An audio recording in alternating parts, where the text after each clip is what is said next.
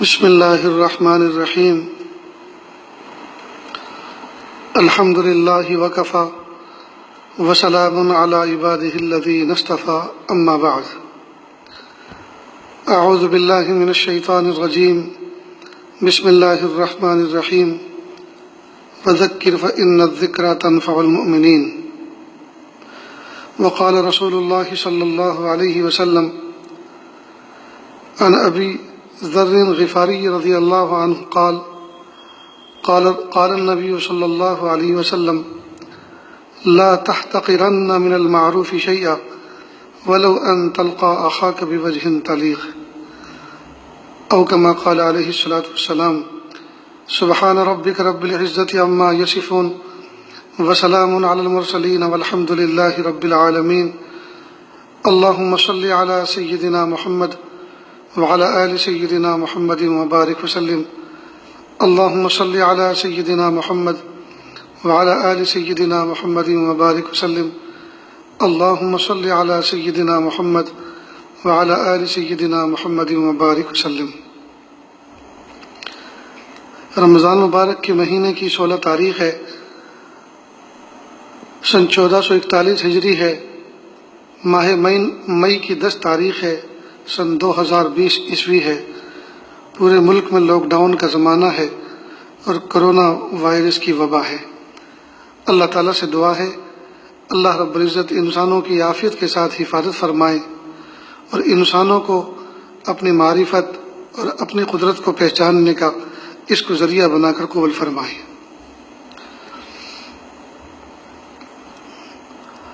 ہم انسانوں کی عادت ہے کہ ہم چھوٹے کام کو بہت چھوٹا سمجھتے ہیں، حقیر سمجھتے ہیں اور بڑے کام کے انتظار میں رہتے ہیں، چھوٹا کر نہیں پاتے اور بڑا کئی مرتبہ مل نہیں پاتا۔ نتیجہ ہوتا ہے کہ زندگی ایسی گزر جاتی ہے۔ بہت سارے لوگ وہ ہوتے ہیں جو کھلی دھلی روزی کمانے والے ہوتے ہیں، پھر کچھ حالات آ جاتے ہیں، تنگی کا شکار ہو جاتے ہیں، پھر ان کو کوئی مشورہ دے کہ بھئی یہ چھوٹا سا کام ہے، یہ شروع تو کرو، تو وہ سوچتا ہے کہ یہ تو بہت چھوٹا سا ہے، میں تو لاکھوں میں کھیلنے والا آدمی تھا اور اب تم مجھے چھوٹا سا کام بتا رہے ہو، یہ نہیں چلے گا۔ ارے اللہ کے بندے، نہ ہونے سے کچھ ہونا تو بہتر ہے، کچھ تو کریں، ابتدا تو کریں کام کی۔ اللہ پاک اس چھوٹے سے کام کی برکت سے پھر اللہ پاک بڑا بھی عطا فرما دیں گے۔ اور دیکھا بھی یہی گیا ہے کہ دنیا میں جتنے بھی بڑے بڑے انسان بنے ہیں وہ پہلے دن بڑے نہیں بن گئے، بلکہ ان کی آپ ہسٹری دیکھیں، آپ ان کا ماضی کھنگالیں، آپ ان کی زندگی میں غور کریں اور تحقیق کریں تو پتہ چلے گا کہ کوئی مزدور تھا، کوئی کسی کا ہاؤس بوائے تھا، کوئی محنت کش تھا، اور اللہ پاک نے ان کی دستگیری فرمائی اور اللہ نے ان کو بڑا مقام عطا فرمایا۔ تو انسان کا یہ مزاج ہے کہ وہ چھوٹے کو چھوٹا سمجھتا ہے اور اس کو اپناتا نہیں، اور بڑے کے انتظار میں رہتا ہے اور بڑا کئی مرتبہ ملتا نہیں۔ اللہ کے محبوب صلی اللہ علیہ وسلم نے فرمایا کہ آپ کسی بھی نیکی کو ہرگز چھوٹا مت سمجھو، کسی بھی نیک کام کو حقیر مت سمجھنا، خواہ یہ کام اپنے بھائی کو مسکرا کر ملنا ہو۔ اللہ کے محبوب صلی اللہ علیہ وسلم کی روایت کا ترجمہ ہے، محبوب کیا فرما رہے ہیں؟ کسی بھی نیک کام کو حقیر مت سمجھنا، خواہ یہ کام اپنے بھائی کو مسکرا کر ملنا ہو۔ اب یہ مسکرا کر ملنا ایک چھوٹا سا عمل ہے، لیکن محبوب صاحب فرما رہے ہیں کہ نہیں، نیک کام ہے، نیک کام کو چھوٹا مت سمجھنا، اور یہ جو مسکرا کر ملنا ہے نا، چھوٹا سا کام جو تم سمجھ رہے ہو، اس کو بھی چھوٹا مت سمجھنا، یہ بہت بڑی چیز ہے۔ ذرا ہم اس بات کو سمجھیں کہ دنیا میں کتنی چھوٹی چھوٹی چیزیں ہیں کہ جن کے ذریعے سے بڑے بڑے کام ہوتے ہیں۔ دیکھیے، گاڑی ہائی وے پر چل رہی ہے، لاکھوں روپے کی مالیت کی ہے، اوڑی ہے، گھوڑی ہے، کیا کیا نام ہے پتہ نہیں، لاکھوں روپے کی مالیت کی گاڑی ہے، فراٹی مرتی ہوئی روڈ پہ چل رہی ہے۔ اب اس کی انجن میں پیٹرول سے، ڈیزل سے جو سپلائی ہوتی ہے اس میں ایئر آ گئی۔ اب پوری گاڑی کے مقابلے میں ایئر بہت معمولی سی چیز ہے، لیکن انجن بند ہو گیا، گاڑی جام ہو گئی، رک گئی۔ یا پیٹرول کے پائپ میں انجن کے اندر چھوٹا سا کچرا آ گیا، اب وہ کچرا چھوٹا سا ہی ہوتا ہے، لیکن اتنی بڑی لاکھوں روپے کی مالیت کی گاڑی، دیو ہیکل گاڑی کو روک دیا، جام کر دیا. تو کچرے کی حیثیت گاڑی کے مقابلے میں بہت چھوٹی سی ہے، ایئر کی حیثیت پوری گاڑی کے مقابلے میں بہت کم ہے، بہت چھوٹی سی ہے. لیکن اس چھوٹی سی چیز نے اتنی بڑی مشینری کو بند کر کے جام کر کے رکھ دیا. اور دیکھیے، گیس کو جب ہمیں گیس کا چولہا سلگانا ہوتا ہے تو اس کے لیے کوئی بہت بڑی آگ دہکانی نہیں ہوتی اس کے نوب کے اوپر، بلکہ ایک چھوٹا سا اسپارک ہوتا ہے جو لائٹر کے ذریعے سے کیا جاتا ہے. وہ چھوٹے سے اسپارک میں جو معمولی سی چنگاری ہوتی ہے اسی سے چولہا سے لگ جاتا ہے. تو دیکھیے، چولہے کو جلانے کے لیے، اور چولہا کیا، اگر اللہ نہ کرے پورے گھر کے اندر گیس لیکیج ہو چکی ہو اور گیس بھر چکی ہو روم کے اندر، تو کہتے ہیں کہ اس وقت سوئچ بھی آن نہ کی جائے، یہ آف نہ کی جائے، اس لیے کہ لائٹ کی یا پنکھے کی جو سوئچ ہوتی ہے جب اس کو آن آف کرتے ہیں تو کئی مرتبہ اس کی جو کٹ کر کے آواز ہوتی ہے اس میں اسپارک ہوتا ہے. اگر اتنا اسپارک ہوا تو یاد رکھیں پورا کا پورا گھر دھماکے کے ساتھ اڑ جائے گا. تو گیس جہاں لیکیج ہو، گیس پھیلی ہوئی ہو، اس کو جلانے کے لیے معمولی سی چنگاری تو ہوتی ہے جو بڑی سی آگ بھڑکا دیتی ہے. ارے اور چھوڑیے ان مثالوں کو، یہ جو اس وقت وبا چل رہی ہے، کرونا وائرس، یہ جو وائرس ہے اس کی سائز معلوم ہے کیا ہے؟ ایک ڈاکٹر سے ہم نے اس بارے میں بات کی تو انہوں نے بتلایا کہ حضرت یہ جو وائرس ہوتا ہے، بال پین کی جو نوک ہوتی ہے 0.5 سائز کی بال پین کی نوک، اس نوک کے اوپر 10,000 وائرس بیٹھ سکتے ہیں. اندازہ کیجئے. اور اس وائرس نے پوری دنیا کے ناک میں دم کر رکھا ہے. تو کتنی چھوٹی چھوٹی چیزیں ہوتی ہیں جن کی وجہ سے، جن کو آدمی چھوٹا سمجھتا ہے لیکن ان کے نتیجے کتنے بڑے ہوتے ہیں. اسی طرح گناہ صغیرہ کو بھی صغیرہ چھوڑ کر، صغیرہ سمجھ کر آدمی اس کا ارتکاب کرتے نہ پھرے اور یہ نہ سوچے یہ صغیرہ ہی تو ہے، یہ صغیرہ ہی تو ہے، یہ تو وضو کے اندر دھل جائے گی، یہ تو 2 نمازوں کے درمیان میں لپیٹے میں آ جائے گا، دھل جائے گا، یہ تو صاف ہو جائے گا. وہ تو جب وضو کریں گے تب دھلے گا. کیا پتہ وضو کرنے کی نوبت نہ آئے اور آدمی ہلاک ہو جائے. کیا پتہ 2 نمازوں کے درمیان اس کی مہلت نہ آئے اور آدمی وفات کر جائے. اس لیے کبھی بھی چھوٹے کو چھوٹا سمجھ کر، یعنی چھوٹے گناہوں کو چھوٹا سمجھ کر ارتکاب نہ کرے اور نیکی کو چھوٹا سمجھ کر اس کا ترک نہ کرے، بلکہ اس کو اپنائے. تو گناہ کو چھوڑے اور نیکی کو اپنائے، وہ چاہے کتنی ہی چھوٹی. اللہ تعالیٰ نے اس میں تاثیر یہ رکھی ہے، جب کوئی آدمی چھوٹی نیکی پہ عمل کرتا ہے، اللہ تعالیٰ اس کی برکت سے بڑے بڑے اعمال کرنا آسان فرما دیتے ہیں. بچہ پیدا ہوتا ہے تو پہلے دن اس کو بادام شیک نہیں پلاتے، پہلے دن اس کو پستے کا حلوہ نہیں چٹاتے، چاہے کتنے ہی امیر کبیر کا بچہ کیوں نہ ہو، سونے کی چمچ گویا منہ میں لے کر پیدا کیوں نہ ہوا ہو، لیکن پہلے دن اس کو یہ سب چیز نہیں دیا کرتے، بلکہ پہلے دن کیا دیتے ہیں؟ ماں کا لطیف دودھ، ماں کی چھاتی سے نکلا ہوا لطیف دودھ جو بالکل آٹے کے دھون کے مشابہ ہوتا ہے. جس برتن کے اندر آٹا گوندھا جاتا ہے، جب اس میں پانی ڈال کے اس کو دھویا جاتا ہے تو ہلکا سا سفید ایک وہ کلر کا پانی بنتا ہے، تو اس کو آٹے کا دھون کہتے ہیں. تو ماں کا دودھ آٹے کے دھون کے مشابہ ہوتا ہے، وداؤٹ فیٹس. اس کے اندر چربی نہیں ہوتی، دسومت نہیں ہوتی، فیٹس نہیں ہوتے. لہذا وہ معصوم سا بچہ ماں کی چھاتی سے اس دودھ کو پینا شروع کرتا ہے، اور 1 دن نہیں، 2 دن نہیں، 1 مہینہ نہیں، 2 مہینہ نہیں، مکمل 2 سال پیتا ہے. تو وہ ماں کا وہ دودھ جو وداؤٹ فیٹس ہے، جو گائے کے دودھ کے مقابلے میں نہیں ہے، بھینس کے دودھ کے مقابلے میں نہیں ہے، کسی جانور کے دودھ کے مقابلے میں اتنا نازک ہے، اتنا لطیف ہے. جب یہ معصوم سا بچہ اس دودھ کو پیتا ہے پابندی کے ساتھ، دن میں کئی دفعہ پیتا ہے اور 2 سال تک پیتا ہے، اللہ پاک اس معصوم سے بچے کے جسم میں ایسی قوت عطا فرما دیتے ہیں، ایسی قوت عطا فرما دیتے ہیں کہ یہ بچہ منہ میں دانت بھی نکال لیتا ہے اور انہی دانتوں سے پھر کاٹنا بھی شروع کرتا ہے. بلکہ جب ماں کی چھاتی میں کاٹنا شروع کرتا ہے تو کئی مرتبہ یہ کاٹنا ہی سبب بن جاتا ہے دودھ چھڑانے کا. اور یہی 2 سال کا بچہ پھر چارپائی سے گرنے لگتا ہے، کودنے لگتا ہے، اچھلنے لگتا ہے. تو یہ قوت کہاں سے آئی؟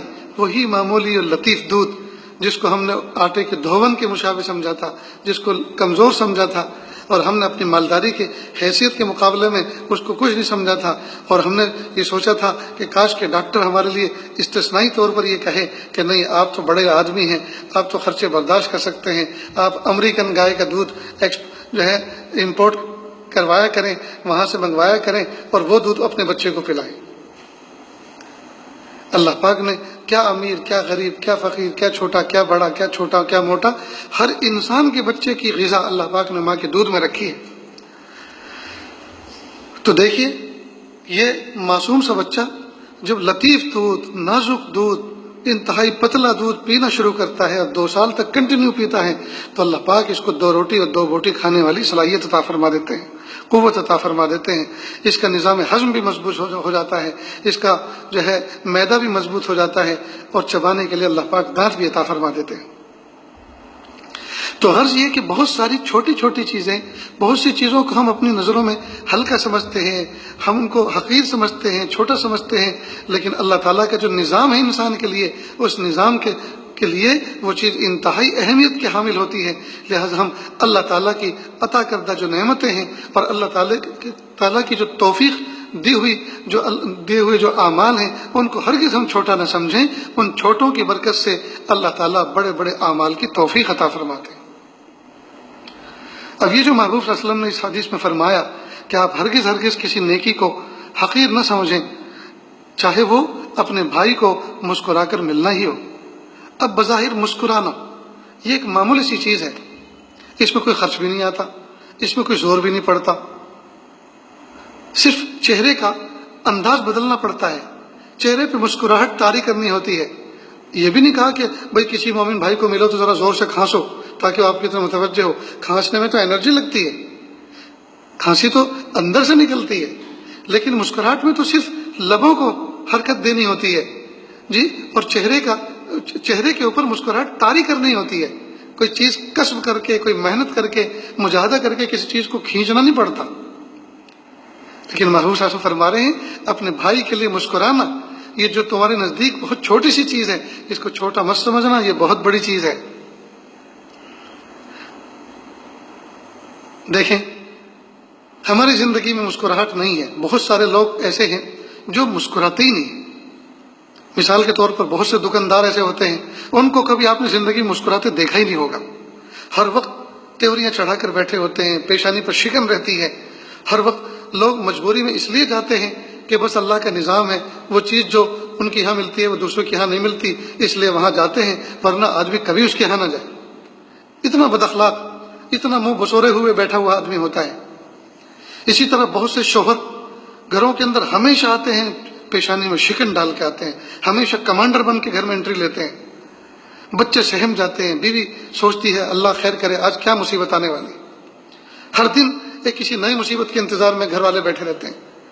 تو شوہروں کے چہرے پر شکن، دکاندار کے چہرے پر شکن، اور تو اور اس کی مثالیں تو ہمارے ملک میں تو بہت مل جائیں گی۔ اس لیے کہ یہی تو چیز ہے بد اخلاقی، جس کی وجہ سے ہم نیچے گرتے جا رہے ہیں۔ بس میں بیٹھیں، بس کا کنڈکٹر منہ بنائے ہوئے ملے گا، اس کے چہرے پہ مسکراہٹ نہیں ہوگی، وہ رسپیکٹفل انداز میں آپ سے نہیں ملے گا، بلکہ چہرے کا رنگ بگاڑا ہوا ہوگا، پیشانی پہ شکن ڈالے ہوئے ہوگا۔ اور تو اور ریلوے اسٹیشن پر سوئی پر جھاڑو دینے والی ایک بائی جو گورنمنٹ کی نوکری کرتی ہے، اس کے انداز دیکھو، وہ جھک کے جھاڑو نہیں دے گی، اکڑ کے جھاڑو دے گی، اور غرور اس کو اس بات کا ہوگا کہ میں تو گورنمنٹ سرونٹ ہوں، میں تو حکومت کی نوکر ہوں۔ چہرہ بنا ہوا ہوگا اس کا۔ اور ریلوے اسٹیشن پر جائیے، انکوائری آفس میں جائیں، آپ پوچھیں فلاں گاڑی کتنے بجے آئے گی، ایسے دھمکی آمیز انداز میں جواب دے گا کہ آپ سوچیں گے میں نے اسے کیوں پوچھ لیا۔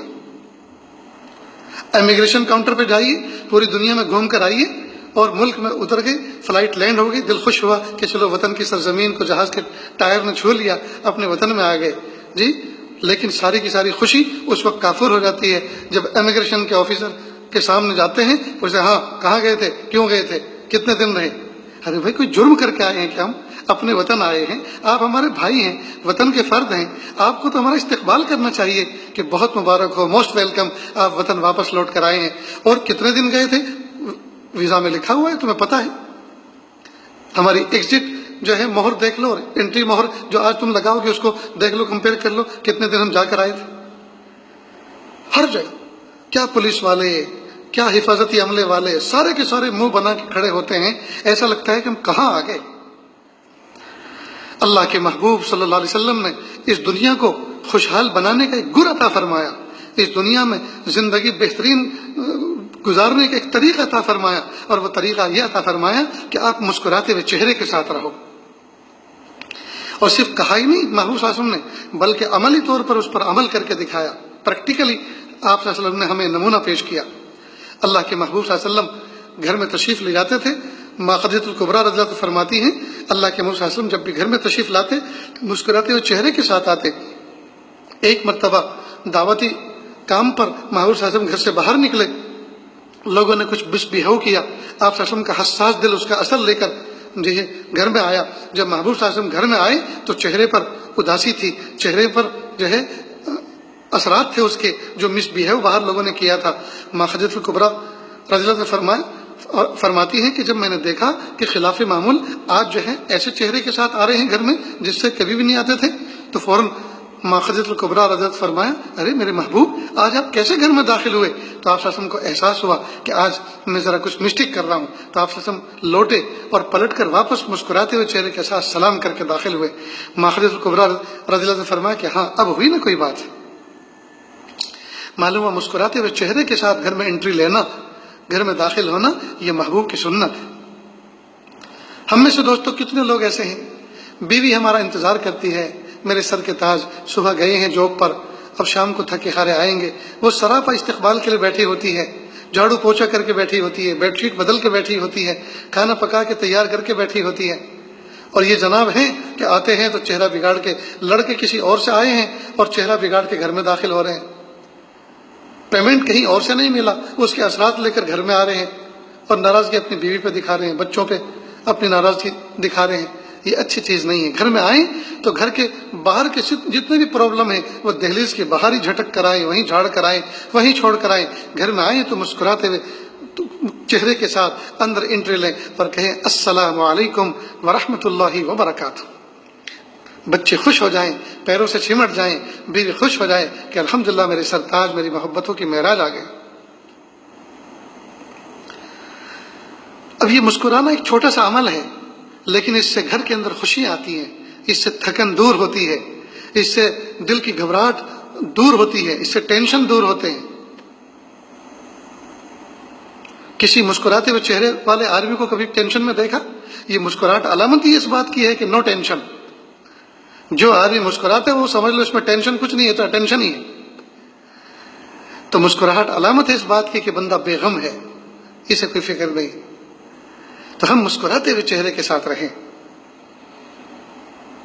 اب یہ مسکرانا چھوٹا سا عمل ہے لیکن اس کے اثرات بڑے ہیں۔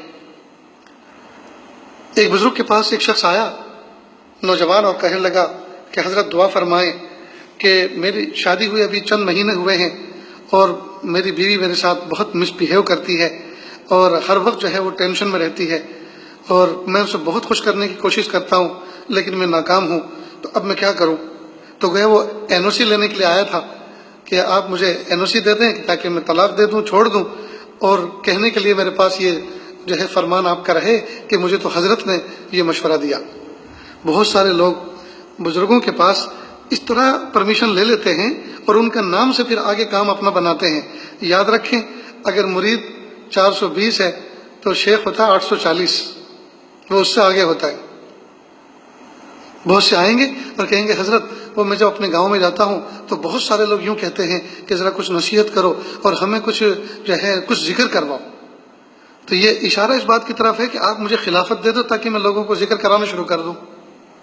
ہائے ہائے کیا نفس کے چوچلے ہیں، اصلاح تو ہو نہیں پا رہی، اعمال تو ہو نہیں پا رہے، تہجد کی پابندی نہیں، حسن اخلاق کی دولت نہیں، مس بیہیو کرتے ہیں، غیبت کرتے ہیں، چغلی کرتے ہیں، دنیا بھر کے پیر کے ناخن سے لے کے سر کے بال تک برائیاں ہیں جی، اور چلے خلافت کی امید لے کر کہ ہم کیا خلیفہ بن جائیں۔ تو کیا کس چیز کے خلیفہ بنو گے بھائی؟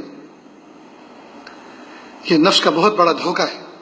تو خیر وہ بزرگ کے پاس آیا اور کہا کہ حضرت اب میں کیا کروں؟ حضرت نے فرمایا کہ آپ کہ شہر میں کوئی مٹھائی کی دکان ہے؟ کہ جی حضرت ہے. کہ آپ وہاں جاؤ اور وہاں جا کر آپ ایک مٹھائی کا ڈبہ لیں، اور بہتر یہ ہے کہ آپ گلاب جامن لیں کیونکہ یہ نرم مٹھائی ہوتی ہے، اور یہ لے کر جائیں. اور جب دسترخوان پہ بیٹھیں تو آپ گلاب جامن کا ایک پیس لیں اور اپنی بیوی کے منہ میں ڈالیں، اور پورا نہیں بلکہ جب وہ آدھا نوچ لیں، کھا لیں اس کو، تو بقیہ آدھا آپ خود کھائیں مسکراتے ہوئے. اب انہوں نے یہ عمل کیا، کئی دن مسلسل کیا. اللہ کی شان کہ ان کے گھر کے حالات اچھے ہو گئے. تو یہ پھر بزرگ کے پاس آئے کہ حضرت اسی طرح کا معاملہ ہوا، اب تو الحمدللہ حالات بہت اچھے ہیں، لیکن آپ یہ بتائیے کہ یہ کیا چیز آپ نے مجھے بتائی؟ کہ یہ اللہ کے محبوب صلی اللہ علیہ وسلم کی سنت ہے کہ بیوی کے منہ میں لقمہ رکھنا یہ بھی صدقہ ہے شوہر کی طرف سے. تو جب آپ نے اس صدقے پر عمل کرنا شروع کیا تو اس کی برکت یہ نظر آئی کہ سامنے جتنے پرابلم تھے اور جتنی ایرر تھی وہ ساری کلیئر ہو گئی. تو دیکھیے ایک چھوٹا سا عمل اگر ہم اپنی زندگی میں اپنائیں تو اللہ تعالیٰ اس کی برکت سے نہ جانے کتنے بڑے بڑے پرابلم اللہ تعالیٰ کلیئر کر دیتے. میرے بھائیوں، میری بہنوں، آج ارادہ کریں اس بات کا، ہم اپنے گھر کے اندر اس سنت کو جاری کریں گے. چھوٹے چھوٹے معصوم بچے مدرسے سے آتے ہیں، مکتب سے آتے ہیں، جیسے وہ آئیں تو فوراً آپ مسکرا کر ان کا استقبال کریں. میرا منا آ گیا، ماشاءاللہ، ہماری آنکھوں کی ٹھنڈک، میرا دل کا سکون، واہ واہ، شاباش. اس کو سینے سے لگائیں، اس کو پیار کریں. آج کل کیا ہے، بچہ ہاں آ گیا تو چل بستہ ادھر رکھ اور یہ کام کر. اب یہ تو بائی آرڈر آپ نے ایک معصوم سے بچے سے کام لیا. استاذ نے بھی اس کو ڈانٹا تھا، آج اس کا سبق بھی یاد نہیں تھا، اس کے کسی کلاس کے بچے نے بھی اس کے ساتھ مس بہیو کیا تھا، تو وہ تو دل کے ٹکڑے لے کر آیا تھا گھر میں، اس کا تو دل چکنا چور تھا، اور اوپر سے آپ نے اس طرح سے اس کو دھمکی دی. نہیں، بچہ ہمارے اس بہیو کا متحمل نہیں ہو سکتا. جیسے بچہ آئے، ماشاءاللہ بیٹا آئے، پڑھ کر آئے، شاباش، کہاں تک بیٹا پڑھا، سبق آگے بڑھا، آپ کا ترقی ہوئی کچھ، ماشاءاللہ، واہ واہ. جیب میں چاکلیٹ رکھیں، پہلے سے اس کو چاکلیٹ پیش کریں، اس کو پیار کریں، اس کو بوسہ دیں، اس کی ہمت افزائی کریں، اس کو دودھ پلائیں. جی یہ سب کام کرنے کی چیزیں ہیں. لیکن ہم سوچتے ہیں کہ بس ہر وقت سارے کام ہمارے جو ہے دادا گیری سے چلیں گے. یہ چیز ٹھیک نہیں. شوہر گھر میں آئے تو مسکراتے ہوئے چہرے کے ساتھ گھر میں داخل ہو، اللہ کے محبوب صلی اللہ علیہ وسلم کی سنت پر عمل کریں، گھر جنت کا نمونہ بن جائے گا. بیوی کو چاہیے کہ وہ اگرچہ گھر میں ٹینشن میں ہو، بچوں نے اس کو دکھ کیا ہو، لیکن جب شوہر آ جائیں اور وہ سلام کر کے گھر میں داخل ہو تو مسکرا کر اس کا جواب دے، ریسیو کریں. چاہے یہ کام کچھ دن بتکلفی کرنے پڑے، لیکن اس کی برکتیں ہم اپنی زندگی میں دیکھیں گے. جس وقت شوہر گھر سے نکل رہا ہو تو آپ اس کو سی آف کریں، آخر دیدار اس کا کریں، سلام کریں. وہ رخصت ہوتے وقت سلام کا آپ اس کو جواب دیں محبتوں کے ساتھ. اور شوہر کو بھی چاہیے کہ وہ چلتے ہوئے کوئی ایسی حرکت کر کے جائے، ایسی ادا دکھا کے جائے کہ جس سے بیوی کے دل میں بھی کچھ محبت کی گدگدی ہو جائے. لیکن نہ جانے یہ سب چیزیں کہاں چلی گئیں. دنیا کی ایک قوم تو یہ ہے کہ وہ اس میں اتنی آگے بڑھ گئی ہے، اتنی آگے بڑھ گئی، کیا ایئرپورٹ، کیا ریلوے اسٹیشن، کہ وہاں چمٹے بیٹھے ہیں، وہاں بوسو کنار کر رہے ہیں.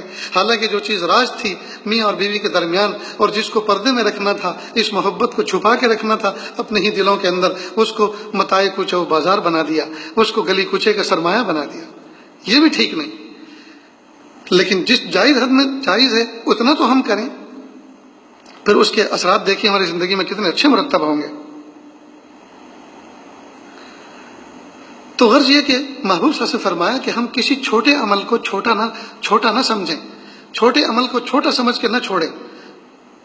مثال کے طور پہ مسجد میں چندے کی ضرورت ہے، مدرسے میں چندے کی ضرورت ہے.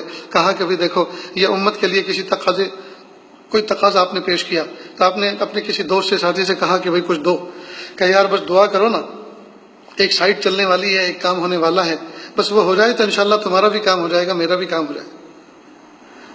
تو اس کا مطلب کیا؟ مطلب کام ہو جائے گا. کہہ رہے جب کام شروع ہو جائے گا تو پھر دے دیں گے. ارے جب کام شروع ہوگا تب تو دینا ہی، لیکن ابھی جو کرنٹ پوزیشن میں تمہارے پاس ہے اس میں سے تو کچھ دو. میرے بھائیو بہت بڑا دھوکہ ہے، جب کام چلے گا تب دیں گے، یہ بہت بڑا دھوکہ ہے. ارے جتنا موجود ہے اس میں سے دو نا،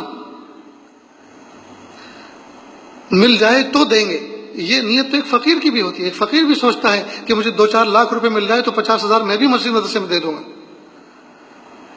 تو بڑا اماؤنٹ مل جائے پھر اس میں سے کچھ دوں گا، تو یہ تو ایک فقیر بھی یہ نیت کر سکتا ہے اور یہ امید رکھتا ہے. لیکن کمال یہ ہے کہ جو حال میں جو کنڈیشن ہے اس حال میں سے دیں. تو اللہ رب العزت اس حال کی برکت سے آگے کے حال اچھے کر دیں گے۔ تو ہم کسی بھی چھوٹے گناہ کو چھوٹا سمجھ کے اس کا ارتکاب نہ کریں، اور کسی بھی چھوٹی نیکی کو چھوٹا سمجھ کے اس کو ترک نہ کریں، بلکہ اس کو اختیار کریں، اس کو اپنائیں۔ اس چھوٹے کی برکت سے اللہ بڑے بڑے عملوں کی توفیق عطا فرماتا ہے، اور سنتوں کی یہ برکت ہے، سنتوں کی یہ برکت ہے۔ جب آدمی ایک سنت پر عمل کرتا ہے تو دوسری سنت پر عمل کی اللہ توفیق عطا فرما دیتے ہیں۔ آپ نے مثال کے طور پر آپ نے صبح کی، آپ نے دعا پڑھ کر اور آنکھوں پر ہاتھ مل کر آپ نے مسنون دعا پڑھی، دعا پڑھ لی، اس کے بعد آپ اٹھے اور جو آپ کا کرتا ہینگ تھا، ہینگر پہ لٹکا ہوا تھا، آپ نے بسم اللہ کر کے اس کو اتارا، دائیں ہاتھ میں اس کو ڈالا، اس کو جھٹکا۔ ہو سکتا ہے کئی مرتبہ اس میں کوئی کیڑا اندر سرایت کر جاتا ہے تو آپ اس کو جھٹکیں، جھاڑیں، جھاڑنے کے بعد بسم اللہ کر کے پہنے، تو دائیں آستین میں پہلے ڈالیں، بائیں میں بعد میں ڈالیں۔ اب سنت کے مطابق آپ نے لباس پہنا، جب تک آپ پہنے رہیں گے سنت کی برکت ملتی رہے گی۔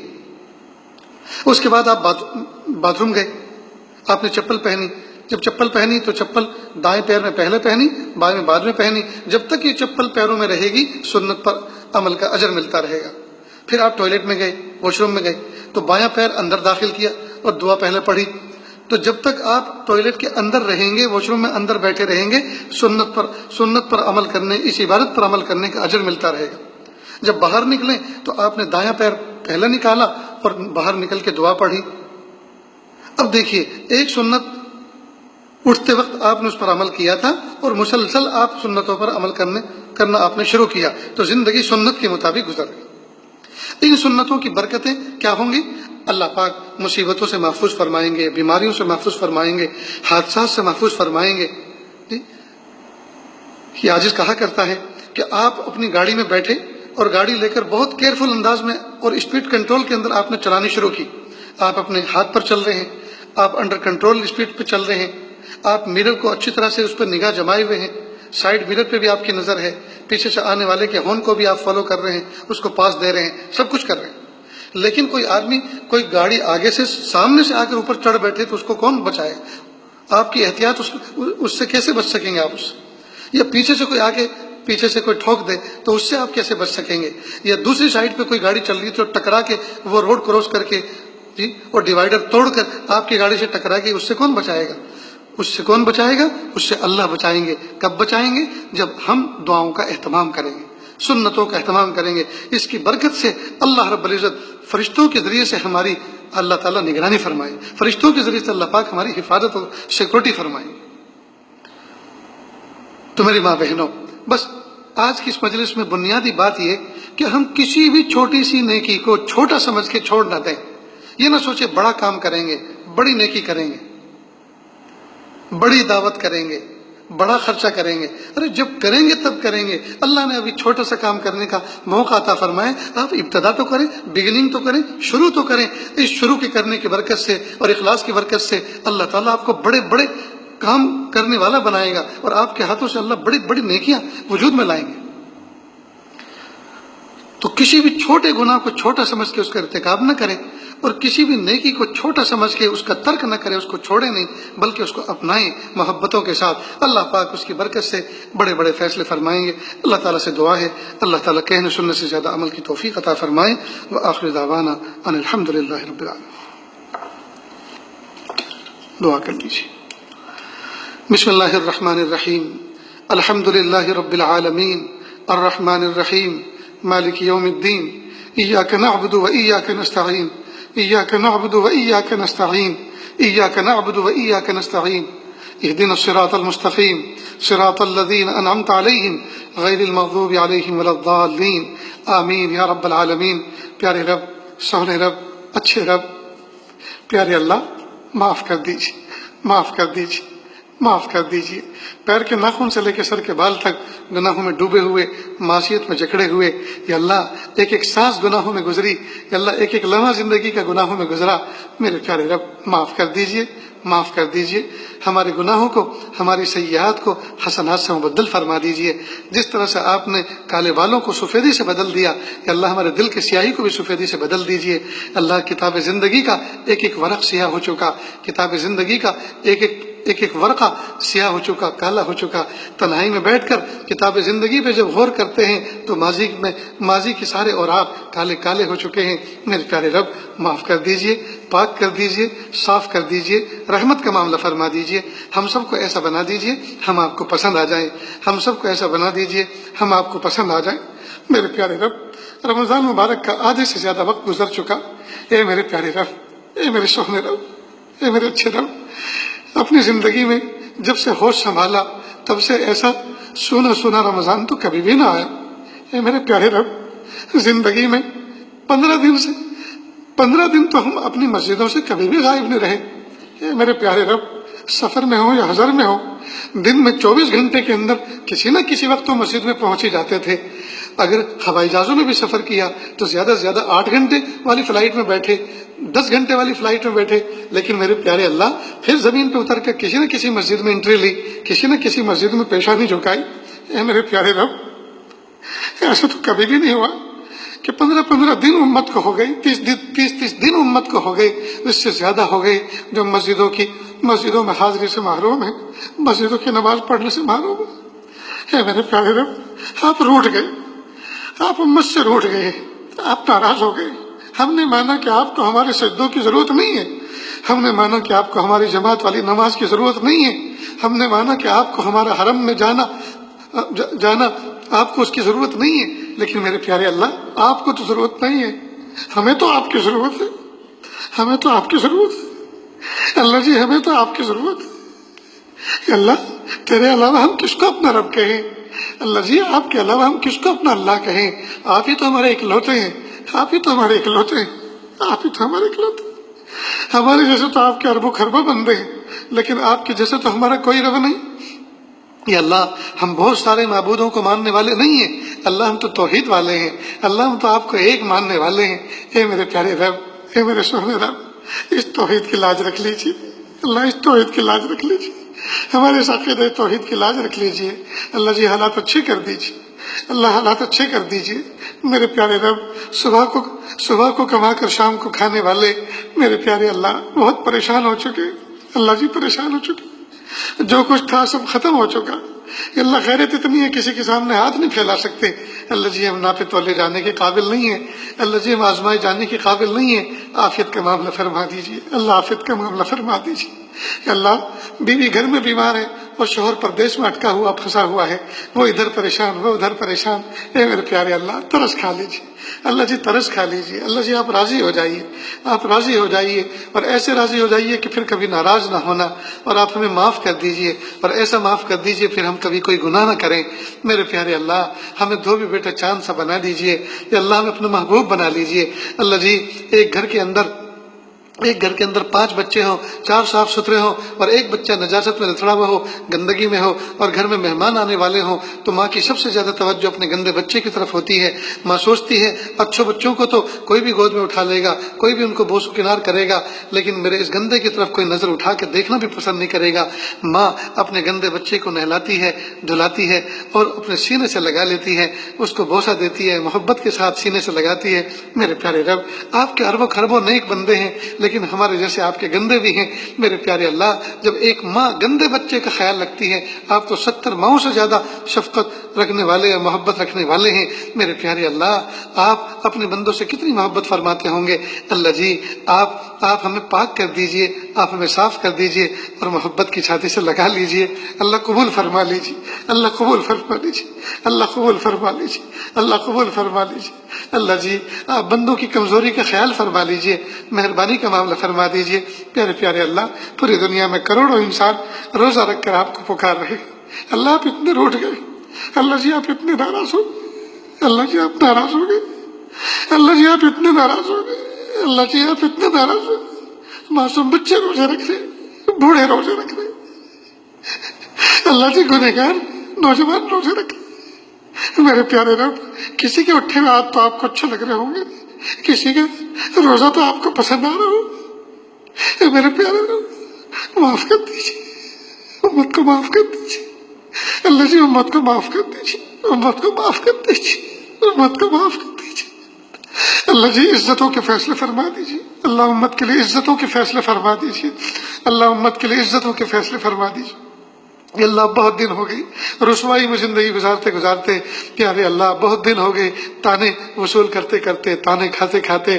اے میرے پیارے اللہ اپنی قدرت کے عجائب دکھا دیجئے، اللہ اپنے قدرت کے کرشمے دکھا دیجئے، یا اللہ شکست کو فتح سے تبدیل کر دیجئے، یا اللہ ذلت کو عزت سے بدل دیجئے، میرے پیارے اللہ معصیت کو طاعت سے بدل دیجئے، یا اللہ اپنا مطیع و فرما بردار بنا دیجئے۔ ہمارے تینوں حرم پاک کی حفاظت فرما، جہاں جہاں اہل ایمان مظلوم ہیں یا اللہ ان کا سہارا بن جائیے، یا اللہ ان کی طرف سے آپ کافی ہو جائیے۔ اللہم انا نجعلک فی نحورہم ونعوذ بک من شرورہم۔ یا اللہ حکام کو صحیح سمجھ عطا فرما، صحیح وقت پر صحیح فیصلہ لینے کا یا شعور عطا فرما، میرے پیارے اللہ قانون نافذ کرنے والے اداروں کو صحیح فہم عطا فرما۔ میرے پیارے رب ہم نے مانا کہ لاک ڈاؤن ضروری ہے، ہم نے مانا کہ ایسی وباؤں کے اندر گھروں کے اندر احتیاط کے ساتھ رہنا ضروری ہے، لیکن جس انداز سے تصویریں آ رہی ہیں اور جس انداز سے ظالمانہ انداز سے کمزور عوام کو مارا جا رہا ہے پولیس کی طرف سے، میرے پیارے اللہ ان کو بھی ہدایت عطا فرما، ان کو بھی فہم عطا فرما، ان کو بھی سمجھ عطا فرما۔ میرے پیارے اللہ رحم کا معاملہ فرما، عافیت کا معاملہ فرما۔ میرے پیارے اللہ جو کمی کوتاہی اس کو معاف کر دیجئے، یا اللہ ہماری کمی کوتاہیوں کی اصلاح فرما دیجئے، اللہ ہمیں نیکیوں کی توفیق عطا فرما دیجئے، یا اللہ گناہوں سے بچنا بھی میں اللہ ہم اپنے اختیار سے نہیں بچ سکتے، میرے پیارے اللہ آپ اپنی توفیق شامل حال فرما دیجئے، ہم عافیت کے ساتھ بچ جائیں گے۔ اللہ ہم ارادہ کرتے ہیں، ہم کوششیں کرتے ہیں، میرے پیارے اللہ پورا فرما دیجئے۔